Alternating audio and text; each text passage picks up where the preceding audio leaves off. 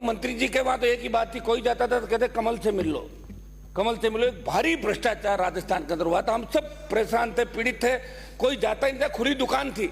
मेरा निवेदन है अध्यक्ष महोदय, इस मामले में आप जवाब दिलाएं। इतना भारी भ्रष्टाचार वार सामने दिख रहा है, करोड़ों रुपए का भ्रष्टाचार, इस मामले को आप एसीबी को दिलवाएं। मेरा निवेदन है अध्यक्ष महोदय।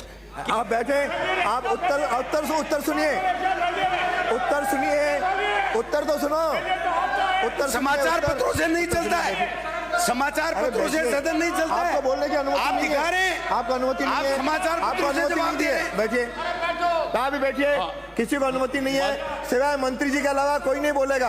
आप बैठिए, हो जाता है बिना कोई कारण के, वो मेरा बिना कोई उचित कारण के। आप बैठिए, माननीय संसदीय मंत्री, आप बोलिए। इस समाचार आप बोलिए। पत्र ने अध्यक्ष महोदय रिपोर्ट किया मंत्री जी को कि उन्होंने फाइल पे साइन ही नहीं किया था, जबकि इनके समय जब इनकी सरकार थी और मंत्री, मैंने फाइल पे देखा मंत्री जी के सिग्नेचर्स थे। ठीक है, नहीं होता।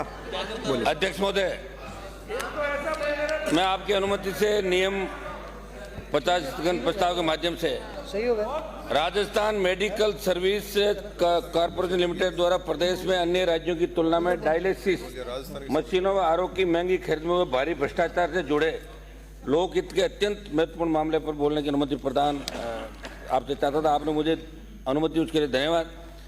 अध्यक्ष महोदय, आचार संहिता के अंदर जब पूर्ववर्ती सरकार चुनाव की घोषणा हो गई थी, आचार संहिता के अंदर Rajasthan medical services corporation limited द्वारा 182 सीएससी सहित जिला अस्पतालों में आरओ सहित 2 डायलिसिस मशीनों को खरीदने तो बिड वैल्यू 17.25 लाख रुपए रखी गई, जो कर्नाटक, गुजरात, महाराष्ट्र सहित अन्य राज्यों की तुलना में 2 लाख रुपए से लेकर 6 लाख रुपए तक ज़्यादा थी।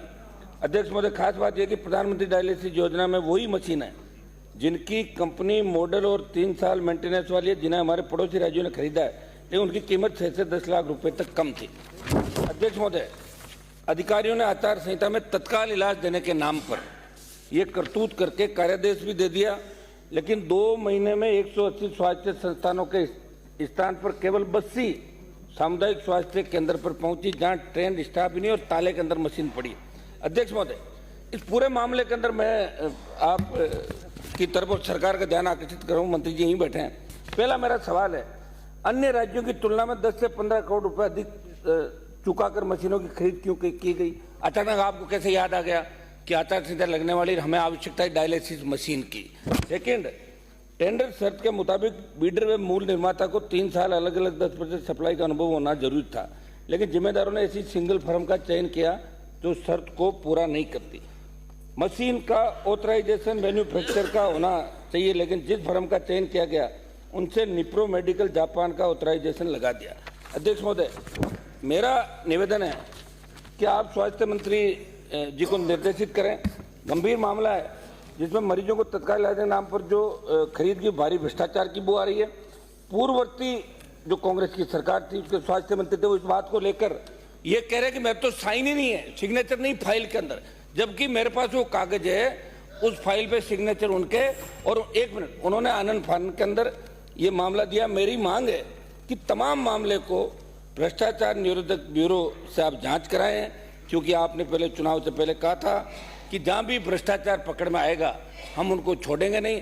अध्यक्ष महोदय, मेरा निवेदन है कि इसके अंदर कुछ अफसर, आरएमएससी के एमडी, आपके अतिरिक्त मुख्य सचिव और जो मंत्री थे, अध्यक्ष महोदय मैं इतना तक कहूंगा, मंत्री जी के वहां तो एक ही बात थी, कोई जाता था तो कहते कमल से मिल लो, कमल से मिलो। एक भारी भ्रष्टाचार राजस्थान के अंदर हुआ था, हम सब परेशान थे, पीड़ित थे, कोई जाता ही नहीं था, खुली दुकान थी। मेरा निवेदन है अध्यक्ष महोदय, इस मामले में आप जवाब दिलाएं। इतना भारी भ्रष्टाचार वार सामने दिख रहा है, करोड़ों रुपए का भ्रष्टाचार, इस मामले को आप एसीबी को दिलवाएं। मेरा निवेदन है अध्यक्ष महोदय कि इस मामले में सरकार से जवाब दिलाएं। मंत्री जी मेरा आग्रह है अध्यक्ष महोदय, आप फरमाएं मंत्री जी को जवाब दे। साहब गंभीर मामला है, आप मामला इतना गंभीर है कि प्रूड मामला है साहब, प्रूड है ये मामला, प्रूड है। मंत्री देना चाह रहे हैं क्या? माननीय अध्यक्ष मंत्री महोदय, देना चाहे तो दे सकता है। माननीय अध्यक्ष महोदय, नाम लिया गया, वो पहले एक्सपंज कराए, उसके बाद में बात करें। सदस्य जो नहीं है उसका नाम एक्सपंज कीजिए। हाँ, बैठिए। माननीय अध्यक्ष महोदय, बैठिए, प्रसादी मीणा, बैठिए माननीय सदस्य। माननीय अध्यक्ष महोदय, कल ही एक प्रमुख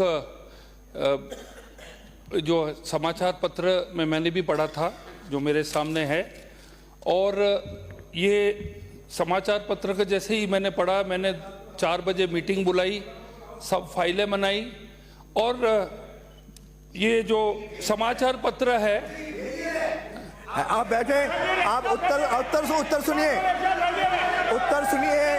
उत्तर तो सुनो, उत्तर समाचार पत्रों से नहीं चलता है, समाचार पत्रों से सदन नहीं चलता है। आपको बोलने की अनुमति आप नहीं दिखा है। रहे हैं, आपको अनुमति नहीं आप है, समाचार आपको पत्रों से अनुमति जवाब नहीं दे है। रहे हैं। बैठिए, आप भी बैठिए, किसी को अनुमति नहीं है, सिवाय मंत्री जी के अलावा कोई नहीं बोलेगा। आप बैठिए, हो जाते हैं बिना कोई कारण के, वो मेरा बिना कोई उचित कारण मैं के। देख रहा, आप बैठिए, माननीय संसदीय मंत्री, आप बोलिए। इस समाचार पत्र बोलिए। ने अध्यक्ष महोदय संक्षेप में बोलिए। रिपोर्ट किया है मंत्री जी को कि उन्होंने फाइल पे साइन ही नहीं किया था, जबकि इनके समय जब इनकी सरकार थी और मंत्री, मैंने फाइल पे देखा मंत्री जी के सिग्नेचर्स थे, ठीक है। अब ये समाचार पत्र, उनका इंटरव्यू हुआ, एक्चुअल में क्या बात हुई है मेरे को मालूम नहीं, लेकिन इसकी पूर्ण हम जांच करेंगे, इस पे पूरी जांच करेंगे। ये पूरा जो मामला आया है, ये जो कांग्रेस सरकार का है। धन्यवाद। जांच किससे कराओ सर, ये तो बताओ, सदन किससे की कराओ? एसीबी से कराओ, माननीय सदस्य, इसमें एसीबी से बता दिया, बैठिए। एसीबी को देंगे अगर जो एसीबी को, हाँ ठीक है। माननीय सदस्य, सदन की मेज पर रखे जाने वाले पत्र